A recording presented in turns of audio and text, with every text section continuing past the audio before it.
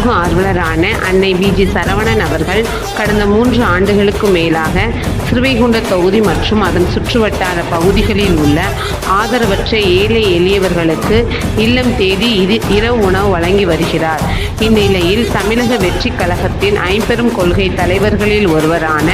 சமூக ஆர்வலர் அஞ்சலை அம்மாளை கொள்கை தலைவராக அறிவித்ததன் ஈர்ப்பால் தமிழக வெற்றி கழகத்துடன் இணைந்து தமிழக வெற்றி கழக தலைவர் தளபதி திரு விஜய் அவர்களின் ஆசியுடன் கழக பொதுச் செயலாளர் அண்ணன் புஸ்ஸி என் ஆனந்த் அவர்களின் வழிகாட்டுதலின்படியும் 11/7/2025 இன்று ஸ்ரீவைகுண்டம், கோட்டைக்காடு, உண்டியலூர், ஏரல், கீழமங்கலக்குறிச்சி போன்ற பகுதிகளுக்கு மதிய உணவும், அண்ணா நகர், கொட்டாரக்குறிச்சி, ஆறுமுகமங்கலம், அரசங்குளம், மாரமங்கலம், இடையற்காடு, தளவாய்புரம், சம்படி காலனி, மேலச்சம்படி போன்ற பகுதிகளில் உள்ள ஏழை எளியவர்களுக்கு இரவு உணவும், தூத்துக்குடி மேற்கு மாவட்டம் அன்னை பிஜி சரவணன் அவர்களின் சார்பில் 202 நபர்களுக்கு உணவு வழங்கப்பட்டது.